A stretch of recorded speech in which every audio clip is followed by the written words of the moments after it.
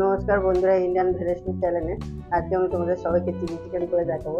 এই চিলি চিকেনটা খেতে সবাই পছন্দ করে, আর আমি খুব সহজভাবে এই চিলি চিকেনটা বানিয়ে দেখাবো। তবে চিলি চিকেন সবাই বানাতে পারে, তবে রেস্টুরেন্টে চিলি চিকেন সবাই বানাতে পারে না। আজকে তোমাদের রেস্টুরেন্টে চিলি চিকেন কীভাবে বানায় সেটাই আমি তোমাদের দেখাবো। চলুন বেশি কথা না বলে রেসিপিটা দেখে নিই। চিলি চিকেন তৈরি করার জন্য আমি এখানে বেশ কিছু বোনলেস চিলি চিকেন নিয়ে নিয়েছি। এখানে আমি বোনলেস চিকেন নিয়ে নিয়েছি 500 গ্রাম। চিকেনটাকে আমি খুব ভালো মতন ধুয়ে নিয়েছি 5 থেকে 6 বার। এখন আমি চিকেনের মধ্যে দিয়ে দেবো হাফ চামচ গোলমরিচের গুঁড়ো, দিয়ে দেবো 1 চামচ পরিমাণ ভিনেগার, দিয়ে দেবো হাফ চামচ রসুন বাটা, আর দিয়ে দেবো হাফ চামচ আদা বাটা, আর দিয়ে দেবো একটা ডিম। এখন আমি সমস্ত কিছু বেশ হাতের সাহায্যে ভালো করে মাখিয়ে নেব। এখন আমি 1 মিনিট ধরে ভালো করে মাখিয়ে নেবো, যাতে সমস্ত কিছুর সাথে ভালো মতন মিশে যায়, আর ডিমটা যেন সব থেকে মিশে যায়। এবারে আমি 1 মিনিট ধরে নাড়িয়ে মাখিয়ে নিয়েছি। দিয়ে দেবো আমি 50 গ্রাম পরিমাণে কর্নফ্লাওয়ার, আর দিয়ে দেবো আমি 100 গ্রাম পরিমাণে ময়দা।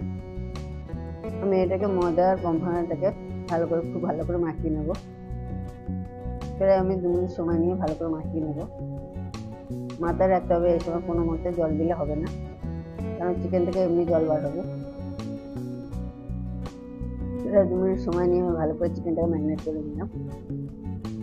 এখন আমি চিকেনটাকে ঢেকে দিয়ে দেবো 15 মিনিটের জন্য, যাতে চিকেনটা ভালো সফট হয়।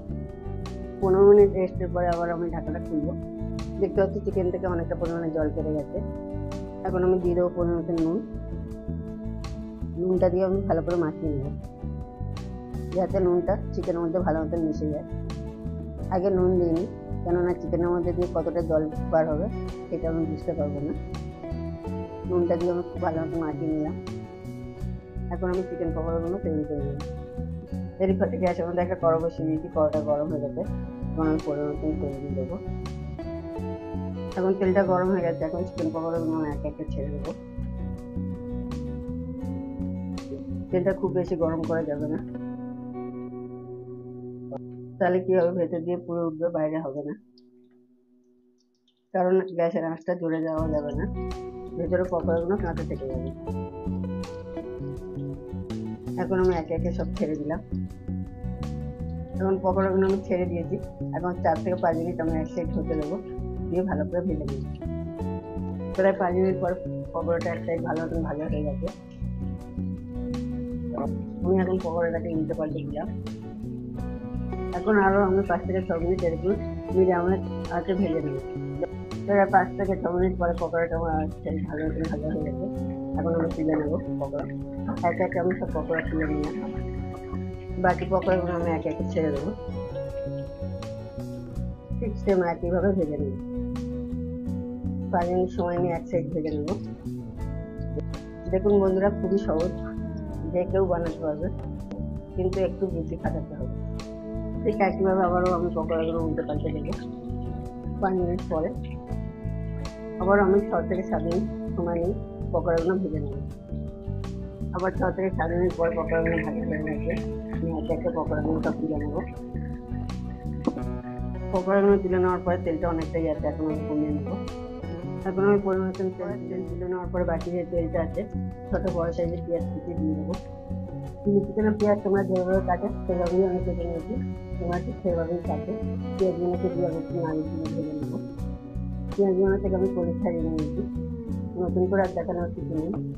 এখন আমি মিডিয়াম আঁচে রেখে পেঁয়াজটাকে 2 মিনিট ধরে নাড়াচাড়া করে নেব। পেঁয়াজগুলো আমি 2 মিনিট ধরে নাড়াচাড়া করে নিলাম।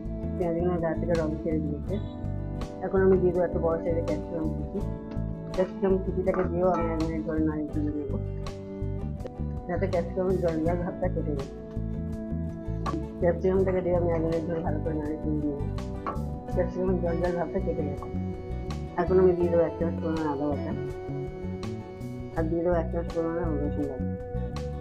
আমি এখানে গোটা রসুন ব্যবহার করতে থাকুন। গোটা রসুন খুব গালে পড়ে, আর এতে কি হয়, খেতে ভালো লাগে না, অনেকটা গন্ধ গন্ধ লাগে, আর এটা বোঝা যাবে না, দেখা যাবে না। আদা রসুনটাকে দিয়ে আমি ধরে নাড়িয়ে দিয়ে নিলাম। এখন আমি দিয়ে দেবো 5 থেকে 6টা কাঁচা লঙ্কা চেরা করা। কাঁচা লঙ্কাটাকে দিয়েও 1 মিনিট ধরে ভালো করে নাড়িয়ে দিয়ে নেবো। এতে কি হবে, কাঁচা লঙ্কার ফ্লেভারটা চলে আসবে। এখন কাঁচা লঙ্কাটাকে দিয়েও আমি ভালো করে নাড়িয়ে করে নিলাম একদিনে। এখন আমি দিয়ে দেবো একটা মিডিয়াম সাইজের টমেটো কুচি। টমেটো কুচিটাকে দিয়েও 1 মিনিট আমি ভালো করে নাড়িয়ে দিয়ে নেবো। এতে কি হবে, টমেটোটা অনেকটা গলেও যাবে আর নরম হয়ে যাবে। টমেটোটাকে দিয়ে 1 মিনিট ধরে ভালো করে নাড়িয়ে দিয়ে নিলাম। টমেটোটা অনেকটা গলে গেছে, নরম হয়ে গেছে। এখন আমি দিয়ে দেবো 3 চামচ পরিমাণে টমেটোটা, দিয়ে দেবো 3 চামচ পরিমাণে চিলি সস, দিয়ে দেবো আমি 2 চামচ পরিমাণে ব্ল্যাক সস। সসগুলোকে দিয়ে আমি ভালো করে নাড়িয়ে দিয়ে নেবো। এখন আমি 2 মিনিট ধরে এভাবেই নাড়াচাড়া করে নেবো, যাতে সসের সাথে সব কিছু মিশে গিয়ে একটা ভালো মতন গ্রেভি তৈরি হয়। এখন সসের বাটি দেওয়া জলটা আমি দিয়ে দেবো, দিয়ে ভালো করে নাড়িয়ে তুলে নেবো 2 মিনিট ধরে। এই সময় গ্যাসের আঁচটাকে একটু বাড়িয়ে দেবে। খুব ভালো করে আমি 2 মিনিট ধরে নাড়িয়ে তুলে নিলাম। এখন আমি দিয়ে দেবো পরিমাণ মতো নুন, আর দিয়ে দেবো 1 চামচ চিনি। নুন আর চিনিটাকে দিয়ে ভালো করে নাড়িয়ে তুলে দেবো 1 মিনিট ধরে, যাতে ভালো মতন দিয়ে যায়। নুন আর চিনিটা ভালো মতন গলে গেছে, 1 মিনিট ধরে আমি নাড়াচাড়া করে নিলাম। এখন আমি দিয়ে দেবো পরিমাণ মতন জল। এখানে আমি 5-6 মিনিট জল দিলাম। এই জলটাকে দিয়ে আমি ভালো করে নাড়িয়ে তুলে দেবো, আর 2 মিনিট ফুটতে আমি সময় দেবো। 2 মিনিট পরে ঝোলটা ফুটে গেছে, এখন আমি নাড়িয়ে তুলে দেবো। খুব ভালো করে নাড়িয়ে তুলে দিলাম। এখন আমি ভেজে রাখা পকোড়াগুলো একে একে ছেড়ে দেবো। তোমরা যারা যারা এই নতুন ভিডিওটাকে দেখছো তারা আমার চ্যানেলটি সাবস্ক্রাইব করো, কমেন্ট করুন, লাইক করুন, আর বেশি বেশি করে শেয়ার করুন। পকোড়াগুলোকে দিয়ে আমি বেশ ভালো করে নাড়িয়ে তুলে নেবো। এখন আমি 3 থেকে 4 মিনিট মিডিয়াম আঁচে ফুটতে টাইম দেবো। 2 থেকে 3 মিনিট পরে ভালো মতন ফুটে গেছে, এখন আমি নাড়িয়ে তুলে দেবো।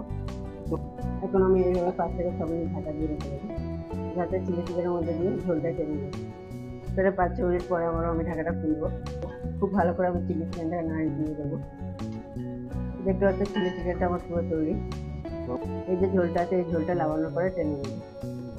বন্ধুরা, তৈরি হয়ে গেল লাল লাল ঝাল ঝাল চাইনিজ চিলি চিকেন।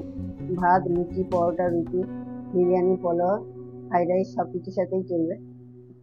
আজকে নতুন ভিডিও আমি এখানেই শেষ করছি। দেখা হচ্ছে অন্য কোনো ভিডিওতে। সবাই সুস্থ থাকুন, ভালো থাকবেন। জয় হিন্দ, বন্দে মাতরম।